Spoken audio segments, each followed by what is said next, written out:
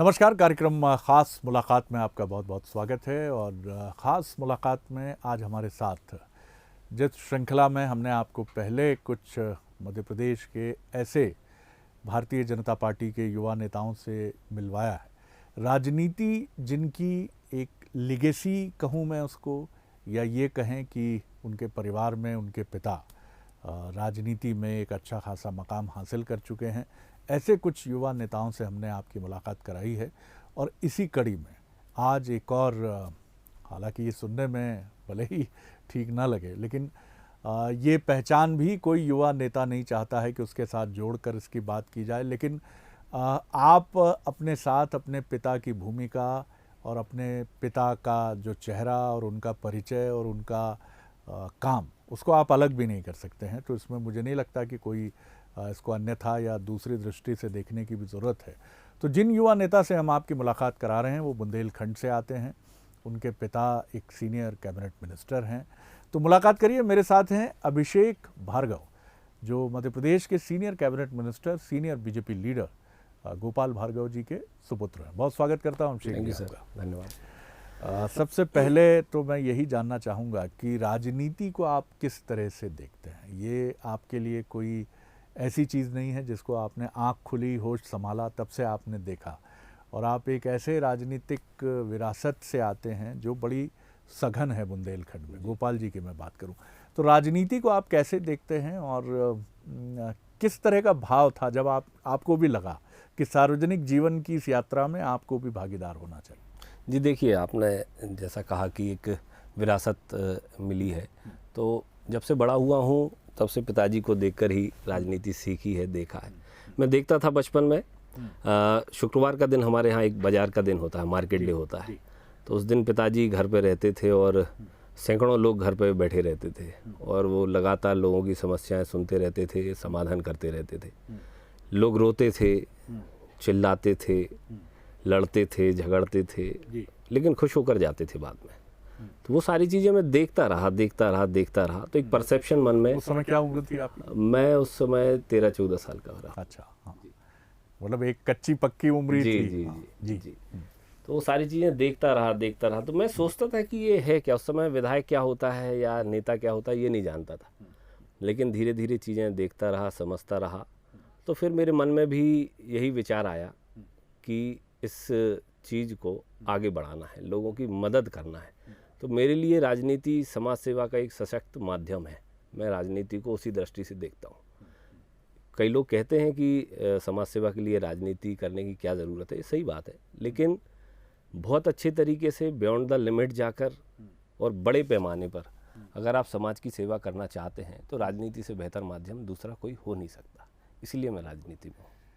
आपने अभी कोविड के चुनौतीपूर्ण समय में इसको अपनी टीम के साथ करके दिखाने की भी विनम्रता से कोशिश की, और हम सब ने उस मॉडल की जो आपने छोटी सी गढ़ाकोटा में, छोटी सी जगह में आपने शुरू किया, और एक जगह को चुनकर जो एक वृद्धाश्रम रही, वहाँ आपने एक बहुत बढ़िया एक मॉडल प्रस्तुत किया कि छोटी जगहों में भी किस तरह से एक बहुत अच्छे सक्सेस रेट के साथ किस तरह से कोविड का उपचार। ये बात कहाँ से, इसमें पिताजी की कितनी भूमिका रही और आपकी टीम की कितनी सोच रही, कैसे किया आपने इसको? देखिए, ये उपचुनाव चल रहा था दमोह का, और तभी ये पूरा कोरोना का दूसरी लहर आना शुरू हो गई थी। बहुत निकट के लोगों को हम खोते जा रहे थे और लगातार फ़ोन आते थे सुबह से लेकर रात तक कि ऑक्सीजन चाहिए है, बेड चाहिए है, इंजेक्शन चाहिए। तो शुरू में नहीं लगा कि इतना ज़्यादा, लेकिन 2-3 दिन के ही बीच में हमें ऐसा लगने लगा कि एक बहुत बड़ा कोई ऐसा हम सभी के बीच में अवसर आ गया है कि हमें कुछ करना चाहिए। तो पिताजी से चर्चा नहीं हुई, ये मेरी टीम से चर्चा हुई थी पहले कि क्या हम एक कोविड सेंटर अपने यहाँ शुरू करें। तो कई लोगों ने तो मना किया कि मत करो, क्योंकि जिला चिकित्सालय नहीं चल रहे, बुंदेलखंड मेडिकल कॉलेज नहीं चल रहे, तो अपन कैसे चला पाएंगे। डॉक्टर्स चाहिए पड़ेंगे, नर्सिंग स्टाफ चाहिए पड़ेगा, बहुत सारी ऑक्सीजन चाहिए पड़ेगी। उस समय जो सबसे महत्वपूर्ण चीज़ थी वो ऑक्सीजन थी, ऑक्सीजन नहीं मिल रही थी। मैंने कहा नहीं, करेंगे तो शुरू तो करेंगे, अपन पहले करते हैं फिर बात करते हैं। मैंने पिताजी से बात की, उन्होंने कहा हाँ शुरू करना चाहिए और कोशिश ये करो कि तीनों जगह शुरू हो जाए। मैंने 3 हमारे जो नगरीय क्षेत्र हैं, शाहपुर, रहली और गड़ाकोटा, तो मैंने उनसे कहा कि पहले गड़ाकोटा शुरू करते हैं, फिर उसके बाद उन्होंने भी हरी झंडी दे दी। तो फिर उसके बाद लगातार लोगों से चर्चा हुई, विशेषज्ञों से बात हुई, डॉक्टर से बात हुई, जो हॉस्पिटल मैनेजमेंट में काम करते हैं लोग, उनसे मेरी चर्चा हुई। तो सारा उन लोगों का अनुभव लेके हम लोगों ने शुरुआत कर दी। एक हमारे यहाँ वृद्धाश्रम है, जो सामाजिक न्याय मंत्री होते हुए माननीय भार्गव जी ने उसको बनाया था, लेकिन 2 साल से वो शुरू नहीं हुआ था, क्योंकि कोरोना काल पिछली बार भी था और इस बार जब हम शुरू करने वाले थे तो फिर से आ गया। तो मेरे दिमाग में एक शुरू से थी वो बिल्डिंग कि यहाँ पे बना सकते हैं बेहतरीन, और वो उसी स्वभाव की बिल्डिंग है, अस्पताल के स्वभाव की। बड़ा खुला वातावरण है और बहुत अच्छा कंस्ट्रक्शन है। तो जैसे ही वहाँ पर देख कर आए तो पसंद आ गई थी, और बाकी सारी चीज़ें हम लोगों ने वहाँ पर जोड़ना शुरू कर दिया। इसकी शुरुआत वहीं से हुई कि हम लोगों के दिमाग में यही विचार आया कि जो दबाव जिला चिकित्सालय और ज़िले पर है, उसको हम कम कैसे करें। बहुत अच्छी बात। तो हम लोगों ने फिर, पिताजी ने कहा कि इसको यहाँ शुरू करो, तीनों जगह शुरू करो, ताकि वहाँ का दबाव कम हो जाए। और एक चीज़ और जो थोड़ी भावनात्मक थी कि लोग वहाँ पर अपने परिजनों से मिल नहीं पा रहे थे, जो जिला चिकित्सालय में, मेडिकल कॉलेज में, निजी अस्पतालों में। तो ऑक्सीजन से भी पहले जो चीज़ काम कर रही थी वो संबल काम कर रहा था। अगर उसका परिजन मरीज़ का बाजू में बैठा है तो उसको ताकत थी मरीज़ को कि हम ठीक हो जाएंगे, और ठीक हुए भी लोग। लेकिन वो बड़ी समस्या थी, और बाहर जाना, अपने गांव से बाहर निकलना, अपने नेटिव प्लेस से बाहर निकलना, ऑटोमेटिक एक डर का माहौल अंदर बनता था। तो उन सारी चीज़ों को दृष्टिगत रखते हुए हम लोगों ने यही कोशिश की कि एक पारिवारिक माहौल में अपने घर के जैसा लोगों को एक स्थान दिया जाए जिसमें लोग ठीक हों। और पूरा 100% अनुभव हुआ कि कई लोग केवल इसी कारण से वहाँ पे क्रिटिकल कंडीशन से बाहर आकर ठीक हुए, क्योंकि उन्हें लगता था कि घर जैसा माहौल है। परिवार के लोगों को भी हमने मिलने की व्यवस्था की थी, पीपी किट वगैरह उनको देते थे, तो वो लोग मिलते थे। खाना भी हम दे देते थे कि आप ही खिलाइए। डॉक्टर कहाँ से मिले, क्योंकि आप एक विज्ञापन बड़ा चर्चा में रहा था, जो शायद इसी के लिए निकाला गया था, जिसको लेकर बड़ी चर्चा रही कि एक डॉक्टर की ज़रूरत है, और बड़ा वो देश में भी चर्चा में रहा। तो सारी ये व्यवस्थाएं कैसे हुई? देखिए सर, केवल डॉक्टर नहीं, जब हम लोगों ने शुरुआत की तो हमारे पास नर्सिंग स्टाफ नहीं था। अगर आपको 100 बेड का हॉस्पिटल करना है तो 3 शिफ्टों में 8-8 घंटे की शिफ्ट में आपको पर्याप्त नर्सिंग स्टाफ चाहिए पड़ेगा, पर्याप्त वार्ड बॉय चाहिए पड़ेंगे, जो सारे इक्विपमेंट्स की उठाधरी का काम वगैरह जो। कैसे किया आपने? हम लोग सर जब ये शुरू कर रहे थे तो कुछ कॉन्टेक्ट्स थे हमारे पास, जैसे कि एक राहुल चौरसिया करके लड़का है, नर्सिंग, एक मेल नर्सिंग का ग्रुप है उसका, तो पहले से मेरे संपर्क में था। मैंने उससे बात की तो उन्होंने कहा सर मैं अरेंज कर दूंगा, और गड़ाकोटा के नाम पे सब तैयार भी हो जाएंगे। हाँ, कई ऐसे लोग थे जो प्राइवेट हॉस्पिटल्स में काम कर रहे थे, बाकायदा अच्छे से काम कर रहे थे, और इस्टेब्लिश थे जो लड़के वहाँ पे काम कर रहे थे। उन्होंने उन हॉस्पिटल्स की सेवाएं छोड़कर हमारे यहाँ आना तय किया कि वहाँ जाना है, और वहाँ पे एक बड़ा काम हो रहा है, जनसेवा के लिए हो रहा है, इसलिए हम लोग भी उसमें जाकर काम करेंगे। तो ये जो छोटी छोटी चीज़ें हैं, इनसे भी हमारा मॉरल बहुत बड़ा कि इतने बड़े हॉस्पिटल्स को छोड़कर लोग जनसेवा के लिए आ रहे हैं। तो फिर ईश्वर की कृपा ऐसी रही कि हमें और आगे बढ़ाना पड़ा, तो और लोग चाहिए पड़े। जितने भी हमने डिमांड की, तत्काल 2 या 3 दिन के भीतर ही सारे रिक्रूटमेंट हो जाते थे, चाहे वो वार्ड बॉय के हों, चाहे नर्सिंग स्टाफ के हों। फिर हमें डॉक्टर्स की आवश्यकता पड़ी, तो हमें 2 डॉक्टर्स ने अप्रोच किया, हाँ, जो जबलपुर में एक हॉस्पिटल चला रहे थे, उसका प्रबंधन का काम भी देखते थे और कोरोना के लिए ही डेडिकेटेड थे। उन्होंने मुझसे कांटेक्ट किया, और 1 तारीख से उन्होंने, हम लोगों ने बात की, उनके विषय में पूरा इंटरव्यू लिया उनका, तो समझा। तो 1 तारीख से फिर हम लोगों ने उनको कमान अपने उसकी कोविड हॉस्पिटल की सौंप दी। हाँ, पूरा मैनेजमेंट उनका और ट्रीटमेंट उनका। करीब कितने मरीज़ इस दौरान आए, और काफ़ी अच्छा सक्सेस रेट रहा हमने जो सुना है? सर हमारे यहाँ लगभग 600 मरीज़ आए 1 महीने के टाइम पीरियड में, और जो सक्सेस रेट है वो मैं ये कहूँगा कि 80% से ऊपर सक्सेसफुल रेट रहा। हमारे यहाँ 600 मरीजों में केवल 10 डेथ हुई हैं। आउटस्टैंडिंग, ज़बरदस्त, बहुत अच्छा काम हुआ इसका मतलब। और ये 10 डेथ तब हुई सर जब हम बहुत ज़्यादा उसके विषय में जानते नहीं थे।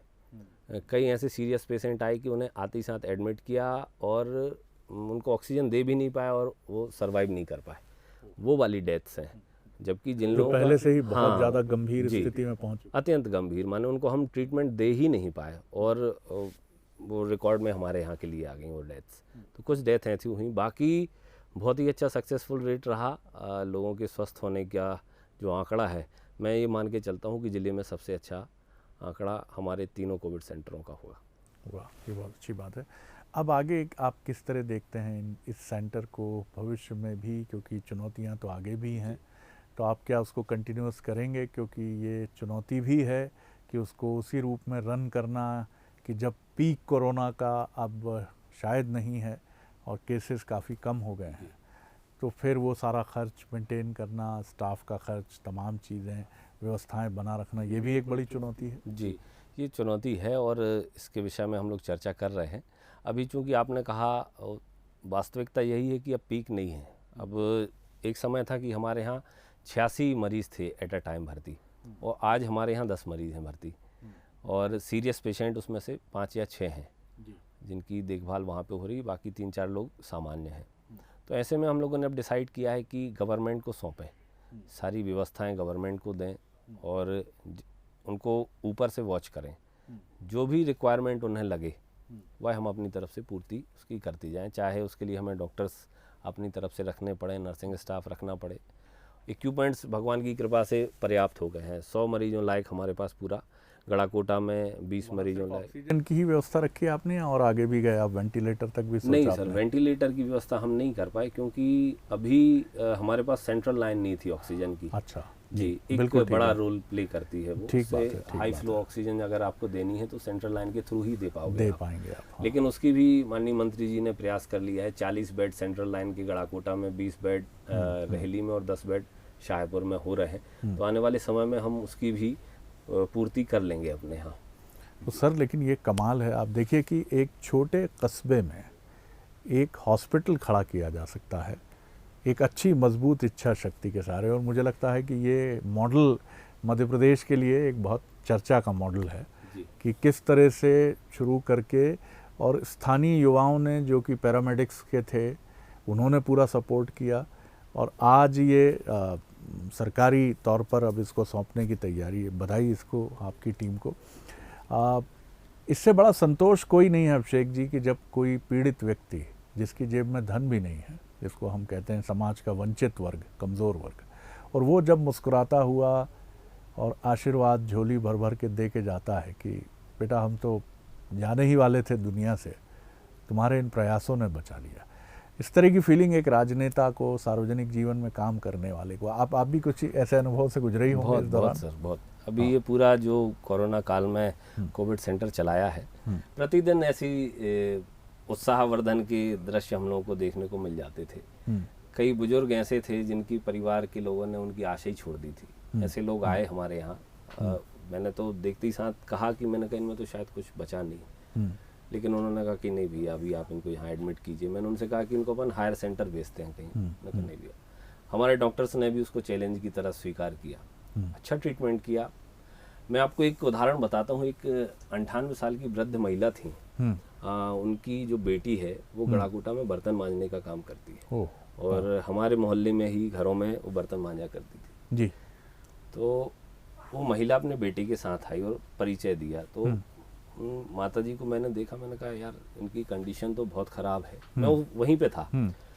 उन्हें बेटे ने कहा कि ये ना इनको दिखाई पड़ता है ना सुनाई पड़ता है। मैंने कहा यार बड़ा परेशानी का काम हो गया। मैंने कोरोना में जैसी चीज़ में मरीज बता ही नहीं पाएगा क्या हो रहा है, इनका ट्रीटमेंट कैसे करेंगे।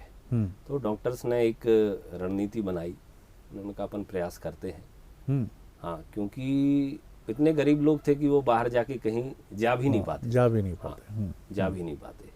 तो एक अलग से कमरे में माता जी को उनके बेटे के साथ हम लोगों ने रखा, और अच्छा ट्रीटमेंट, अच्छा खाना, और कहते हुए खुशी है कि 8 दिन में माता जी वापस अपने घर चली गई। कमाल, वाह। तो जब वो लोग गए सर, तो बेटा और उनके परिवार के लोग गोपाल मुरलिया वाले, नंदलाल मुरलिया वाले, इस प्रकार का भजन गाते हुए जा रहे थे।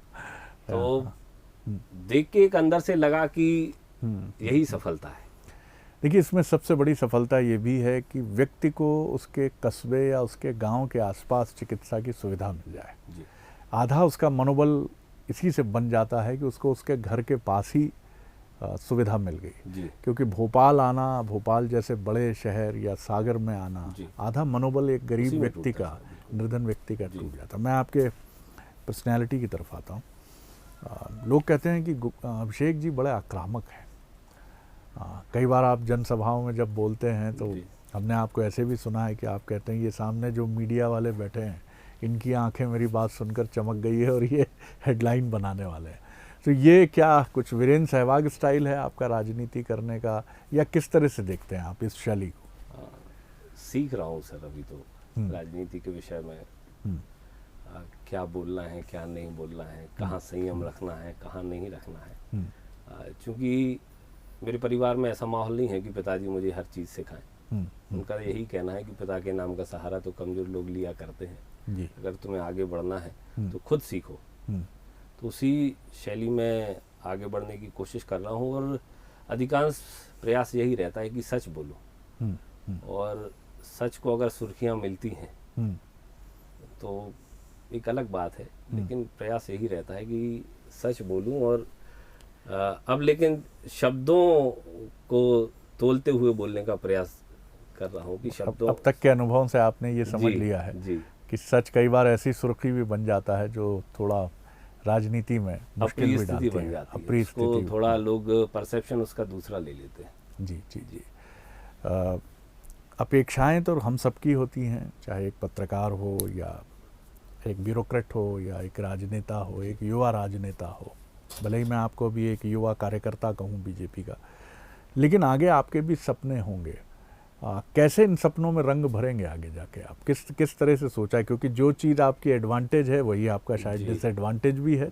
कि गोपाल भार्गव जी का पुत्र होना कई लोगों को एडवांटेज लगता है, तो आपने महसूस किया होगा कि ये एक बड़ा डिसएडवांटेज भी बन जाता है। जी बिल्कुल, दोनों ही बातें हैं। एक तो समाज में पहचान जितनी सामान्य व्यक्ति को मेहनत करके बनानी पड़ती है, हम जैसे नेता पुत्रों को उतनी मेहनत नहीं लगती।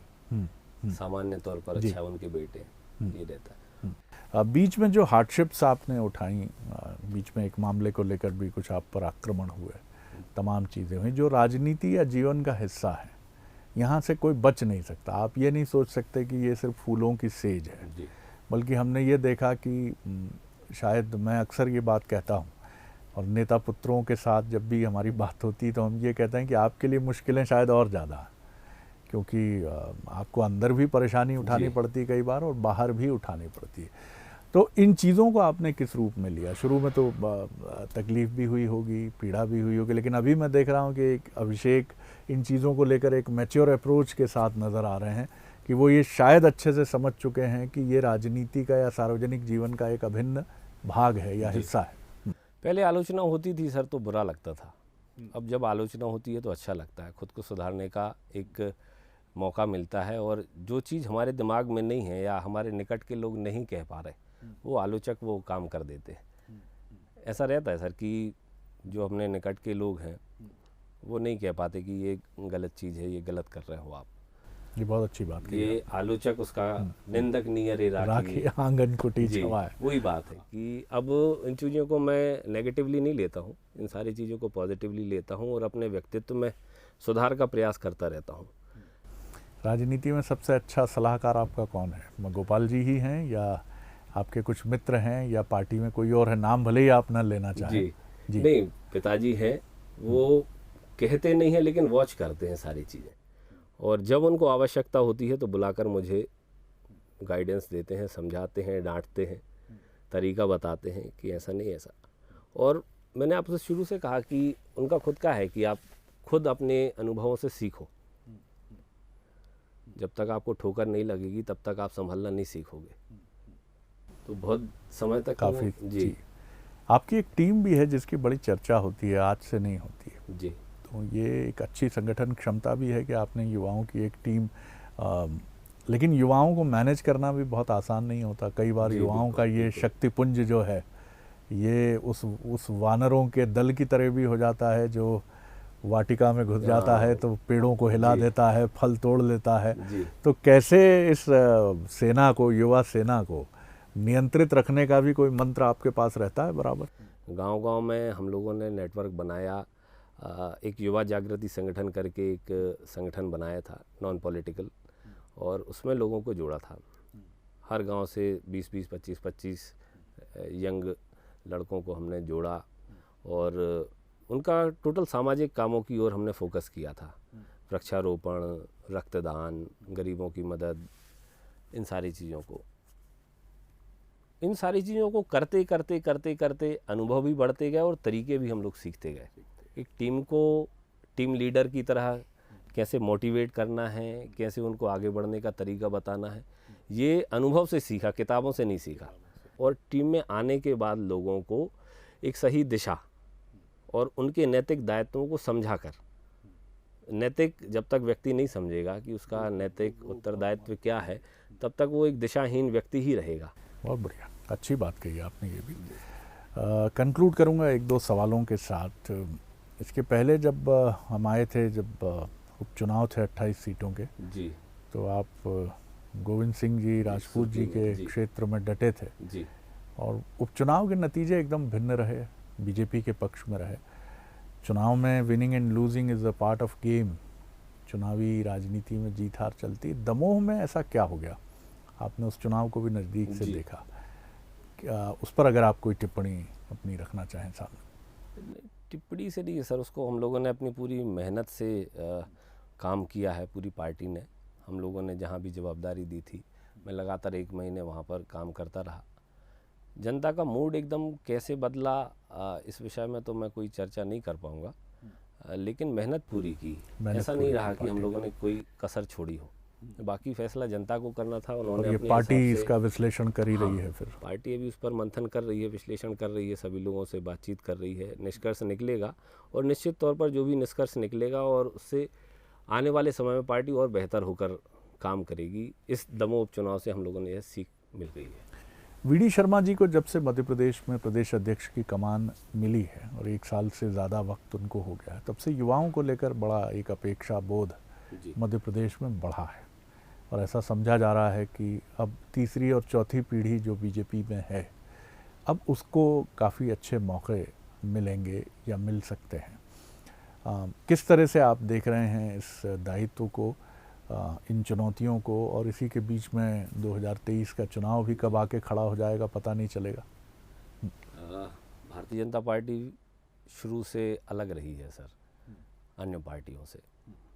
मेरे पिता ने जब भारतीय जनता पार्टी से पहला टिकट लेके चुनाव लड़े थे तब वो यंग थे, 30 साल की उम्र थी उनकी। शिवराज जी, बीडी भाई साहब अभी वर्तमान में। तो सबसे अच्छी बात, पार्टी बैकग्राउंड नहीं देखती भारतीय जनता पार्टी। आपका आर्थिक फाइनेंशियल बैकग्राउंड नहीं देखेगी, आपका पारिवारिक बैकग्राउंड नहीं देखेगी। आप एक कर्मठ कार्यकर्ता हैं तो भारतीय जनता पार्टी में 1001% चांस हैं आपके आगे बढ़ने के। कांग्रेस में ये नहीं है। कांग्रेस जो सबसे पहले देखेगी तो वहाँ पे पहले तो परिवारवाद ही चलता है, फिर उसके बाद पट्टावाद चलता है। एक ये शब्द है, मतलब उसको अपन नकार नहीं सकते, लेकिन है उनका, ये मेरा आदमी, इसी को टिकट मिलेगी चाहे हारे चाहे जीते। पार्टी के लिए कितना ही वो मतलब निष्ठावान हो या ना हो, वो मेरे लिए निष्ठावान है, इसलिए उसको टिकट देना है। ऐसी कांग्रेस की प्रवृत्ति रही है और सीमित नेता हैं वहाँ पर। राहुल गांधी जी हैं तो उन्हीं की चलेगी, कमलनाथ जी हैं तो उन्हीं की चलेगी। भारतीय जनता पार्टी में बहुत सारे प्लेटफॉर्म हैं। जो हमारी मातृ संस्था है संघ, वह भी नज़र रखती है। फिर भारतीय जनता पार्टी का संगठन है, वह भी नज़र रखता है। फिर हमारे जो नेता हैं, विधायक हैं, मंत्री हैं, सांसद हैं, वह भी नज़र रखते हैं। तो एक बहुत अलग अलग स्तर के प्लेटफॉर्म युवा कार्यकर्ताओं को आगे आने के हैं। और सबसे अच्छी बात, यहाँ पर पहले से कोई धारणा पार्टी की नहीं है कि हमें इसी प्रकार के लोगों को आगे लाना है। और पिछले 2 लोकसभा के इलेक्शन से तो जो नज़ीर भारतीय जनता पार्टी ने पेश की है इस पूरे देश में परिवारवाद के खिलाफ, वैसा साहस तो अन्य कोई पार्टी दिखा नहीं पाई। भारतीय जनता पार्टी अगर पूरे देश में एक नया ट्रेंड सेट करना चाहती है कि परिवारवाद को हम आगे नहीं बढ़ाएंगे, तो इसमें बुरा क्या है? पार्टी हम जैसे लोगों को कंसीडर करेगी, इस बात की मुझे आशा रहती है, लेकिन कंसीडर ना करने के कारण हम पार्टी छोड़ दें तो ये तो व्यक्तिगत मतलब जिस पार्टी से आपको प्रतिष्ठा मिली, आपके परिवार को नाम मिला, जिस पार्टी के कारण लोग आपको पहचान रहे हैं, और केवल आपको लाभ ना मिल पाने के कारण उस पार्टी से अगर हम अलग हो जाएं, हट जाएं, तो ये मेरी दृष्टि में पाप, इसको कह सकते हैं कि पाप की श्रेणी में आएगा। बहुत अच्छी सोच है और काफ़ी आप पहले से और ज़्यादा मैच्योर और ज़्यादा एक साफ दृष्टि के साथ नज़र आ रहे हैं। अभिषेक जी, बहुत शुक्रिया इस बातचीत के लिए, और आपकी भावी राजनीतिक और सार्वजनिक जीवन की यात्रा के लिए भी बहुत शुभकामनाएं। और जिस तरह से आपने अपने क्षेत्र में कोविड हॉस्पिटल का ये जो मॉडल प्रस्तुत किया है, ये मानवता की सेवा करे, और आगे अगर ये सरकारी संरक्षण में भी चलता है तब भी ये उतने बेहतरीन तरीके से ही चले। पूरा नहीं देंगे सर सरकारी, उस पर कुछ मॉनिटरिंग कुछ हमारी अपने ही पास रहेगी। रखेंगे। जी। चलिए, ये भी बहुत अच्छी बात है। तो ये थे अभिषेक भार्गव। खास मुलाकात में इतना ही। अगली बार एक और ख़ास शख्सियत को लेकर आपसे मिलेंगे। इजाज़त दीजिए।